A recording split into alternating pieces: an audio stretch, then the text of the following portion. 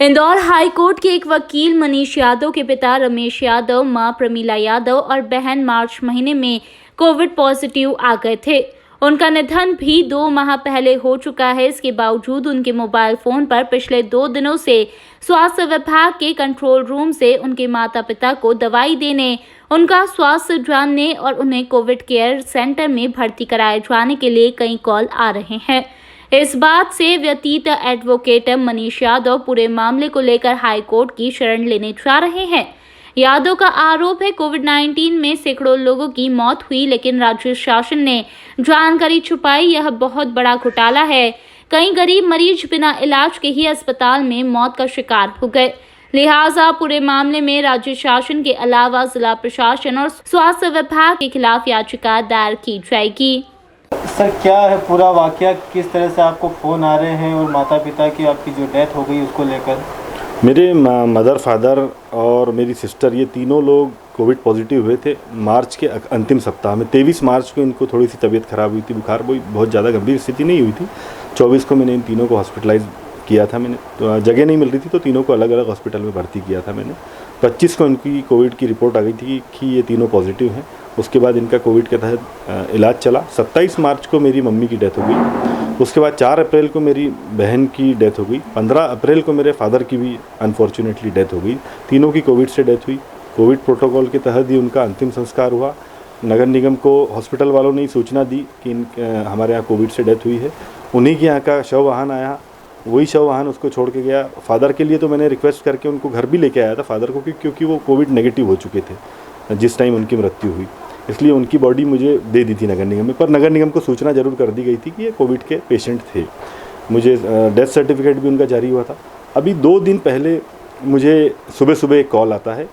वो अपने आप को जोन क्रमांक 10 का निगम कर्मचारी बताते हुए बोलता है कि नगर निगम से बोल रहे हैं, आपके माता, मतलब मेरे मम्मी पापा का नाम लेता है, इनकी रिपोर्ट आई है। मैंने कहा किस चीज़ की रिपोर्ट आई है? उनका कहना होता है कि ये कोरोना पॉजिटिव हैं, तो इनका इलाज करना है, इनको लेकर के जाना है, दवाइयाँ देनी है, इनकी तबीयत कैसी है। तो मैंने उनको बताया, मैंने कहा उनकी 2 महीने पहले ही डेथ हो चुकी है, आप किस बेसिस पर ये कह रहे हैं? तो उन्होंने कहा कि हमारे पास अभी रिपोर्ट आई है। तो मैंने कहा, उन्होंने मुझसे एड्रेस पूछा कहाँ रहते हैं। मैंने बताया मैं सुभाष नगर में रहता हूँ। मैंने कहा आप कहाँ से बोल रहे हैं? तो बोले हम जोन क्रमांक 10 से बोल रहे हैं, मरी माता क्षेत्र में आता है। फिर मैंने उनको बताया। उसके फिर 10 मिनट बाद किसी नगर निगम वाले का ही फ़ोन आता है। फिर दिन भर कुछ डॉक्टरों के भी फ़ोन आए, कोई कोविड कंट्रोल सेंटर से फ़ोन आया। ऐसे करके लगातार 2 दिन तक मुझे 10 से 12 कॉल आए। सभी का ये कहना था कि भैया आप, जबकि मैं उनको बोल चुका हूँ कि आप लोग अपने लोगों को बोल दो कि उनकी डेथ हो गई है आप। फिर मैंने सबसे जो लास्ट कॉल आया उन पर आरोप भी लगाया कि इस तरह से तो मतलब मौतों के और जो पॉजिटिव पेशेंट हैं उनके आंकड़े भी छुपाए गए हैं। तो उसने मुझसे बोला कि सर मैं तो कर्मचारी हूँ, कोई लेडी थी। तो मैंने ये भी बोला उसको कि हाँ बिल्कुल आप कर्मचारी हैं, आपकी कोई गलती नहीं है, पर प्रशासन कहीं ना कहीं ये खेल खेल रहा है पब्लिक के साथ और पेशेंट के साथ और उन दिवंगतों के साथ जिनकी मृत्यु हो चुकी है। मैं प्रशासन के खिलाफ ये याचिका दायर करूंगा, क्योंकि निश्चित रूप से इसमें प्रशासन जिम्मेदार है, चाहे वो केंद्र का प्रशासन हो, चाहे राज्य का प्रशासन हो, चाहे स्थानीय प्रशासन हो। सभी की नैतिक जिम्मेदारी बनती है एक आर्टिकल 19 और आर्टिकल 21 में कि लोगों की रक्षा करे, और वो रक्षा करने में असफल रहे हैं, तो उसको छुपाने के लिए ये इस तरह का खेल खेला जा रहा है। चौंकाने वाली बात यह है कि इसकी जानकारी न स्वास्थ्य विभाग के पास है और न प्रशासन के पास।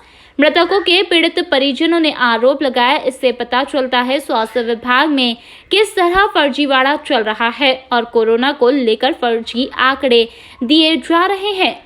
अब जबकि पूरा मामला स्वास्थ्य विभाग के संज्ञान में आ रहा है, तो विभाग के अधिकारी इसे एक निजी लैब की गलती मानकर उसे नोटिस थमाने का दावा कर रहे हैं।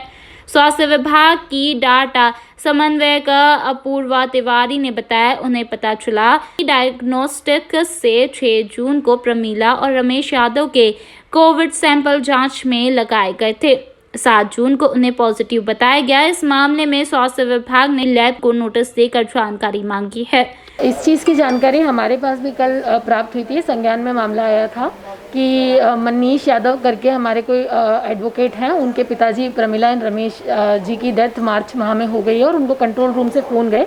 तो इसकी जब जानकारी हम लोगों ने जुटाई उनकी SRF ID को जांच करते हुए, तो हमें पता चला हमारी एक निजी लैब है, वहाँ से मार्च की कुछ एंट्रियाँ पोर्टल पे गलत डेट में, मतलब जून में प्रविष्ट की गई थी। उनकी इस गलती की वजह से हम लोगों के पास रिपोर्ट लेट आई। तो हम लोगों ने इस चीज़ के लिए एक शोकॉज नोटिस दिया है कि हमें वस्तुस्थिति से अवगत कराएं, क्या ये मानवीय त्रुटि है या कोई तकनीकी त्रुटि है।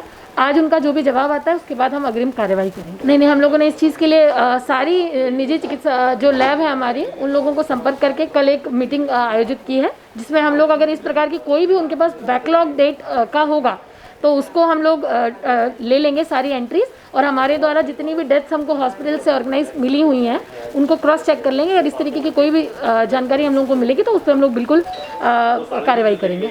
Bureau report INN news Indore.